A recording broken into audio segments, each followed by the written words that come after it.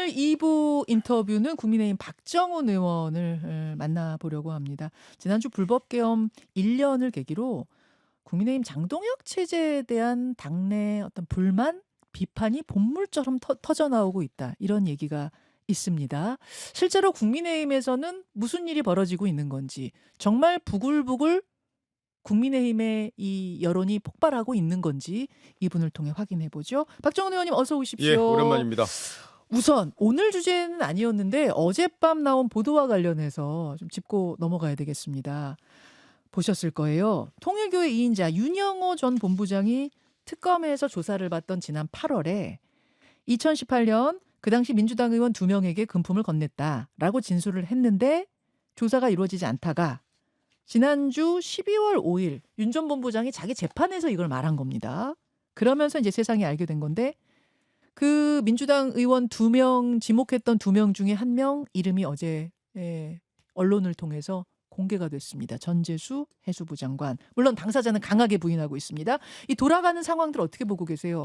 지금 권성동 의원 같은 경우에는 그 윤용호 본부장의 진술로 인해서 지금 현재 구속이 돼 있고, 그리고 우리 국민들이 돈 받았나 보다, 구속까지 됐으니까, 이렇게 지금 다 생각하고 있죠.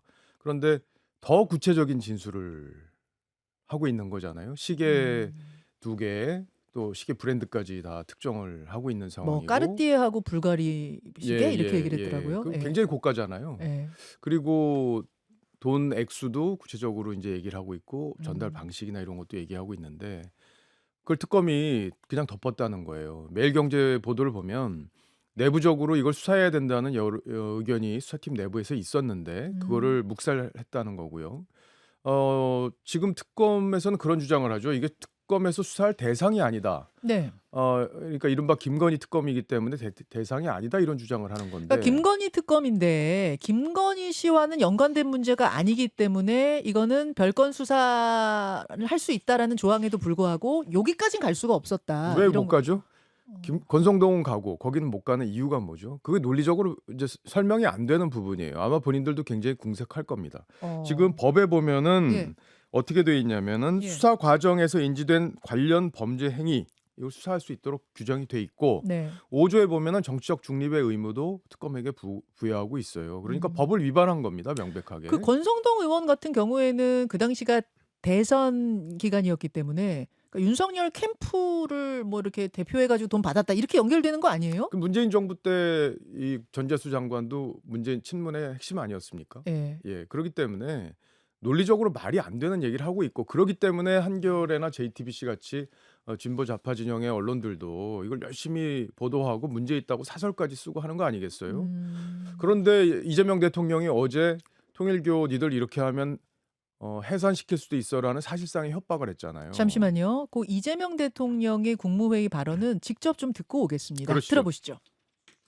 종교단체 정치 개입하고 불법 자금으로 이상한 짓 하고 하는 거 해산 방안 검토하라고 한 거 하셨어요? 근데 그게 이제 종교 단체가 조직적으로 굉장히 그 심한 정도의 위법 행위를 지속했을 때 해산이 가능합니다. 개인도 범죄를 저지르고 반사회적 행위를 하면 제재가 있는데, 당연히 사단법인이든 재단법인이든 법인격 제도, 헌법과 법률에 위반되는 지탄받을 행위를 하면 해산시켜야지.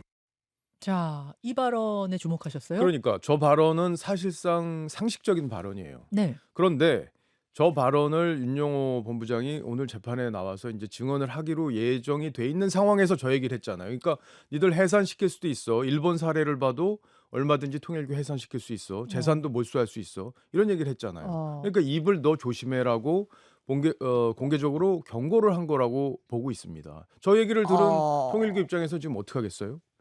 지금 칼자루 쥔 사람이 이재명 대통령인데, 네. 야, 여기는 우리가 피해가자, 이렇게 논의가 있을 수도 있는 거 아닙니까? 그러니까 전형적인 조폭식 협박이라고 저는 생각합니다. 조폭식 협박이다. 그렇죠. 아니, 근데 저기서 통일교란 말은 한마디도 안 나왔거든요. 대통령 발언에서. 근데 그렇게 안 들으셨어요? 통일교가 압박을 느낄 거라는 생각 안 해보셨어요? 예.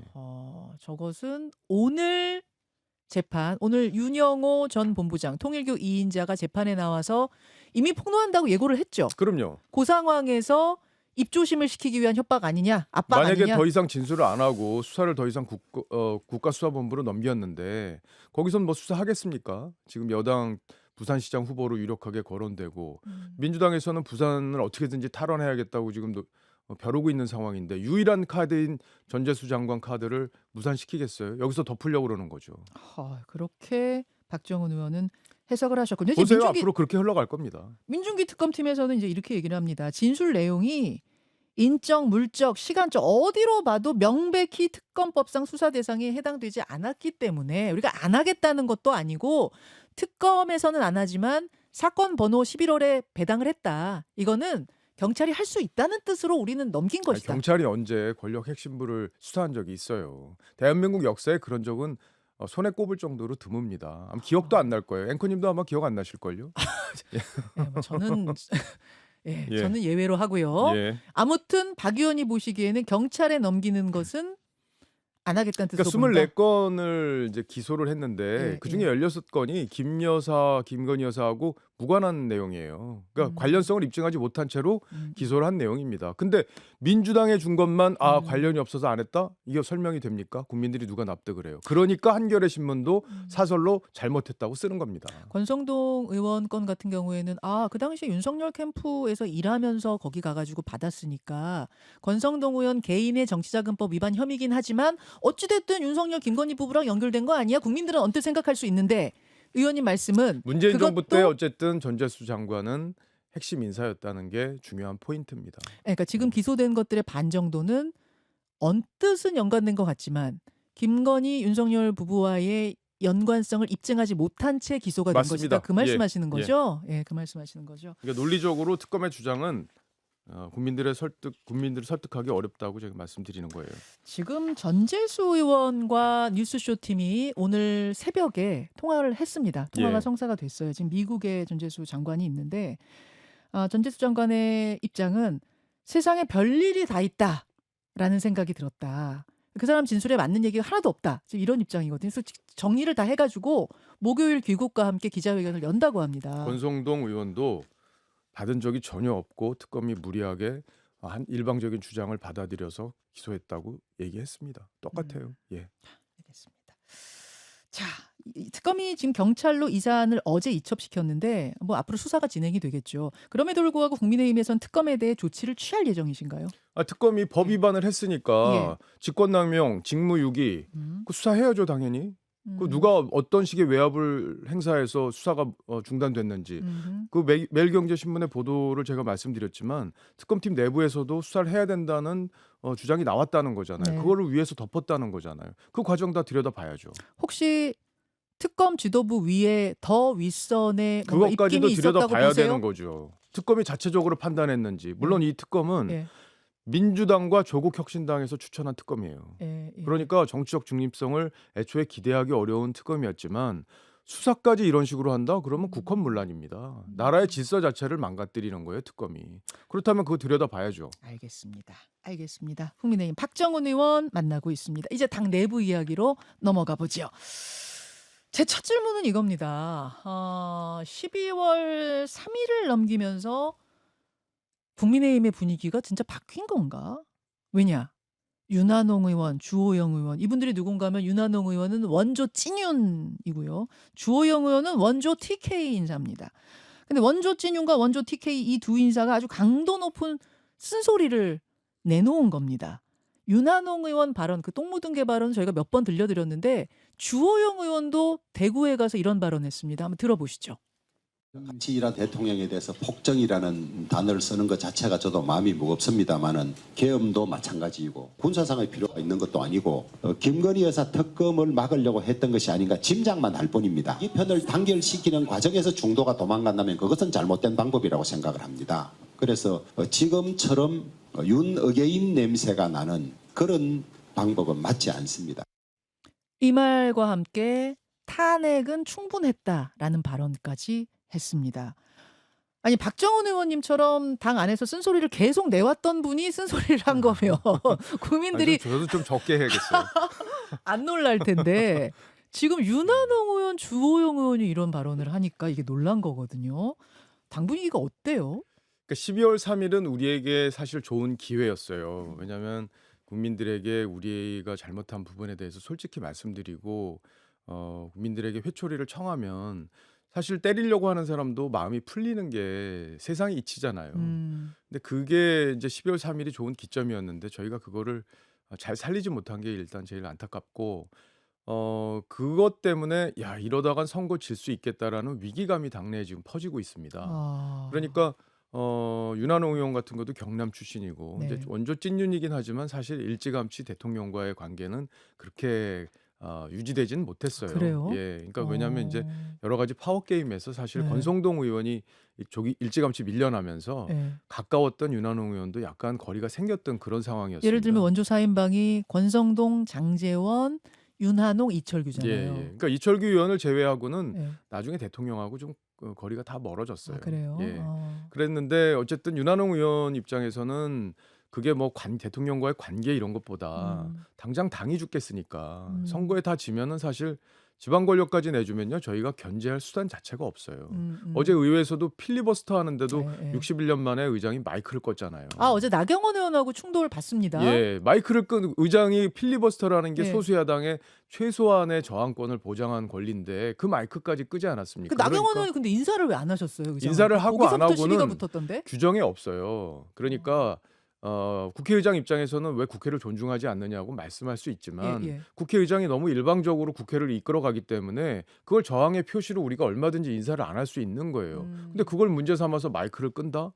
그게 가능한 얘기예요? 그 무선 마이크를 쓰면 안 되는데 나경원 의원이 무선 마이크를 쓰고 쓰면 왔다. 안 된다는 규정도 없어요. 그냥 회의를 방해하면 안 된다는 규정만 있습니다. 어. 그런데 그걸 거기다 갖다 붙여서 해석을 한 거죠. 어. 그러니까 나경원 의원의 어제 필리버스터는 소수 야당의 최소한의 저항이었고 우원식 의장의 행동은 그 저항권마저 뭉개는 그런 상황이었어요. 그러니까 우리가 뭐 그 얘기로 잠깐 우리가 말이 좀 원래대로 샜는데 가면, 네. 지방선거에서 이기기가 좀 어려운 분위기로 흘러가고 있잖아요.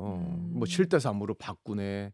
또 우리가 계엄에 대한 사과를 제대로 못하면서 국민들로부터 비판받는. 그러니까 우리를 사과하지 말라는 지지자들도 있어요. 그건 분명히 있습니다. 우리 당원들의 상당수가 그래요. 네, 네. 그러나 우리가 집권을 하고 선거에 이기려면은 다수 국민의 정서가 중요한 거 아 아니겠습니까? 물론이죠. 그래서 우리가 지금은 사실 의원들이 마음속에 두려움이 있어요. 왜냐하면 어. 강성 지지층이 집단적으로 문제를 표출을 하기 때문에 두려움이 있습니다. 다음 공천이 내가 떨어지지 않을까 하는 두려움이나 이런 게 다 있어요. 강성 지진층 눈밖에 나면 어떡하지? 그러니까 이런 영남은 두려움. 더 조용한 거예요. 그런데도 영남에서 이런 얘기가 나올 정도면 네, 네. 야 이거 정말 영남까지도 심각하게 보는구나라는 근거가 되는 겁니다. 이러다 다 죽어 이런 정서가 생긴다는 거예요. 지방선거까지 지면요 저희가 견제할 방법이 아예 사라져요. 지금 뭐 국회야 이미 소수당이 그럼요. 됐고 예. 지방선거까지 지면 진짜 정부를 견제할 힘이 방법이 없다. 없어요. 예를 들어 오세훈 시장이 지금 하고 있지만 공급을 늘리겠어. 우리가 지금 막 아파트를 더 늘려야 돼. 이렇게 해서 공급을 늘려서 수요를 잡아야 돼. 아파트 가격을 잡아야 돼. 이렇게 네, 하는데 야, 그 공급 많이 늘리는 거 그렇게 원하지 않잖아. 우리 지지층이. 이렇게 해서 만약에 문재인 정부 때처럼 이재명 정부가 누른다면 지금은 방어할 수가 있지만 만약에 지방선거 지면 그것까지 다 무너지는 거예요. 예를 들어 제가 설명을 드린 겁니다. 그런 절박함이 퍼지고 있다. 예, 그래서 저는 지금 이 상황을 우리가 재정비라는 키워드로 우리 당이 다시 한번 뭉쳤으면 좋겠어요.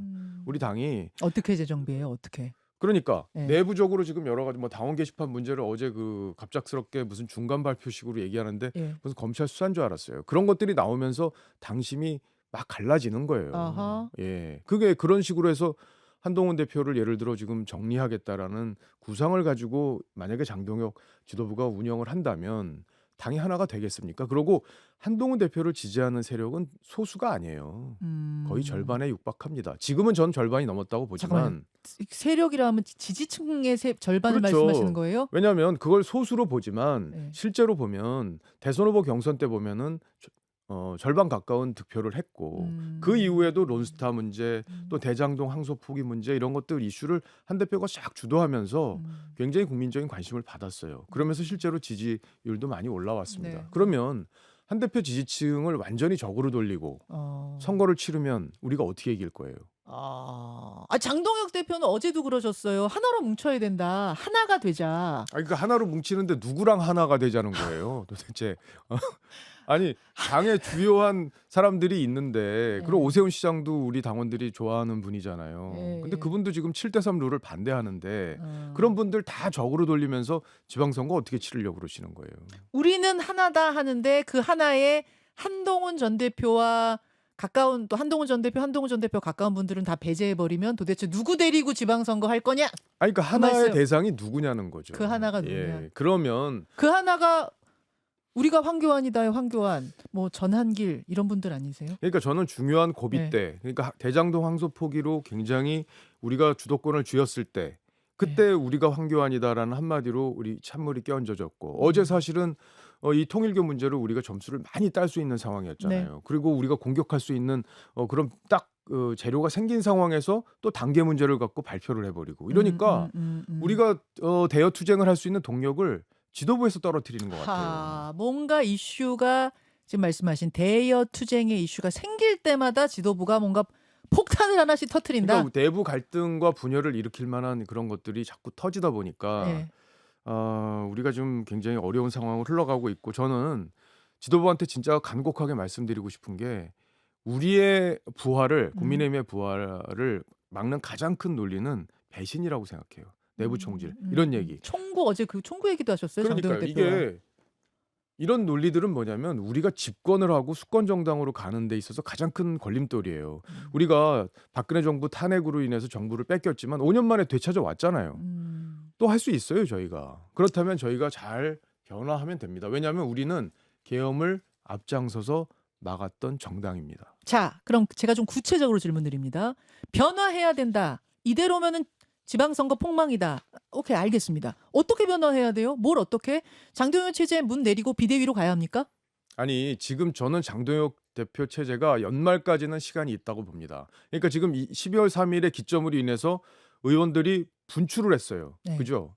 보셨죠? 지금 끓는 점 도달했어요. 이게 이제 25명이 예, 예. 뭐 사과 내고 예, 예, 송원석 예. 원내대표가 107명 명의로 사과 내고 또 개별적으로 사과 내고 하신 분이 있는데 예. 원내 지도부에서 각각 개인별로 의원 개인별로 의견을 취합을 다 했습니다. 이미 아. 한 2주 전쯤에 어. 했는데 제가 듣기로는 60명 안팎의 의원이 사과를 해야 된다.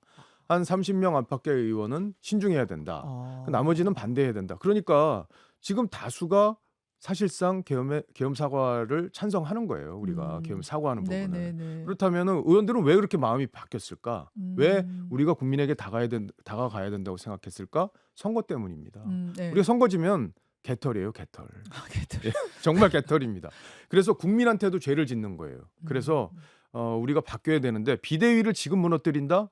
그건 안 돼요. 아직은 명분이 약합니다. 아, 비대위로 가는 건 아니다. 그러니까 비대위로 가는 지금은 거 아니다? 얘기를 하는 거는 기자들이 얘기를 많이 하고 예, 있고 예. 뭐 일부 친윤 분들이 그런 얘기를 한다는 얘기들이 있긴 하지만 예. 그 얘기는 아직은 좀 섣부른 얘기라고 저는 봅니다. 아. 그리고 대혼란에 빠질 수도 있어요. 그럼 장동혁 대표는 어떻게 해야 해요? 어떻게? 뭘 사과 메시지를 지금이라도 다시 내라. 그럼요. 그 왜 어려워요? 본인이 계엄에 가서 반대 투표하지 않았어요? 맞아요. 그 계엄 맞아요. 반대 투표 왜 했습니까? 하하. 그리고 본인이 당원 게시판 문제 아무 문제 없고 정치적 공세다. 이거는 한 대표를 흔들기 위한 거다. 수석 최고위원 때 방송에서 여러 번 얘기하지 않았습니까? 이 방송에서도 아마 얘기했을걸요. 그런 정신으로 다시 돌아가면 돼요. 그게 어려운 거 아닙니다. 아. 전한길 씨가 뭐 너 사과하면은 내 지지 철회할 거라고 협박을 했잖아요. 네. 협박에 굴복할 필요 없어요. 본인 소신껏 하면 됩니다. 장동혁 체제로 가되 안 그러면 혼란이 올 거다. 장동혁 체제로 가되 장동혁 대표의 이 방향이 바뀌어야 한다. 뭐 이 전환이 필요하다 그런 말씀이신데 단계 얘기 아까 잠깐 꺼내셨으니까 제가 조금만 더 예. 질문 드릴게요. 당원 게시판. 국민의힘 당무감사위원회가 어제 한동훈 전 대표 아내, 장모, 장인, 딸 하고 동일한 이름의 4인이 탈당했음을 확인했다. 이게 발표를 했습니다. 그리고 이들의 휴대전화 번호 끝자리 4개도 동일하다라는 걸 확인했다. 그리고 이들이 동일하게 서울 강남구 병선거구 소속으로 또 확인했다. 여기가 어디냐면은 그 타워팰리스가 있는 고지역구거든요. 여기까지 발표를 했어요. 저는 그럼 게시판에 그 뭐 윤 전 대통령 부부 비하글을 썼다는 그 4명이 이 4명이란 걸 확인했다는 얘기인가 하고 봤더니 그건 또 아니에요. 이게 제정신이 아닌 거죠. 통일교 문제로 우리가 완전 주도권을 잡고 있는데 지금 그걸 갖다가 당무감사위원장이 그것도 당무감사위원회 명의로 나간 것도 아니고 개인 명의로 냈어요. 아, 그렇습니까? 그 말이 되는 내용. 거기 보면요 실명까지 다 냈습니다. 그 자녀까지. 예. 그런 인권 유린이 세상에 어디 있습니까? 그리고 정당법에 보면 네. 그 열람을 할 수 없게 돼 있어요. 그리고 익명 게시판이 왜 있습니까? 정당에 왜 있어요? 익명으로 편하게 얘기하라고 있는 편하게 거겠죠? 얘기하라는 예. 거는 쓴소리 하라는 거예요. 어. 당에 대해서 고언을 하고 싶으면 고언을 해라 이런 건데 그때 우리 당에 문제가 실제로 있었잖아요. 대통령이 하고 있는 여러 가지 일들에 대해서 당이 건전한 비판을 하는 기능을 상실한 상황이었고 대통령과 관련해서 여러 논란이 있었기 때문에 익명 게시판에 누구든 얼마든지 그 문제를 제기할 수 있었어요. 하루에 2건, 3건 정도였습니다. 네. 그 정도인데 그걸 갖고 지금 이 드자비를 하고 난리를 치고 있는 거잖아요. 그리고 법적으로도 문제될 게 없고 그걸 들여다본 거 자체가 법적으로 문제가 되는 거예요, 지금. 들여다본 그 자체가 문제가 그럼요. 되는 그거는 거고요. 명백한 법 위반입니다. 그래서 저거는 제가 볼 때 형사처벌을 피해갈 수가 없을 것 같아요. 당무위원회가? 그 고발이 이미 돼 있습니다. 시민단체나 또 한동훈 대표 예, 지지자들이 예, 그걸 예. 고발을 했기 때문에 예. 그 부분을 수사를 이제 하게 될 것 같아요. 알겠습니다. 여기까지 말씀 듣죠. 박정훈 의원님 네, 고맙습니다. 고맙습니다. 김현정의 뉴스쇼는 시청자 여러분의 참여를 기다립니다. 구독과 좋아요, 댓글 잊지 않으셨죠? 알림 설정을 해두시면 평일 아침 7시 10분 실시간 라이브도 참여하실 수 있습니다.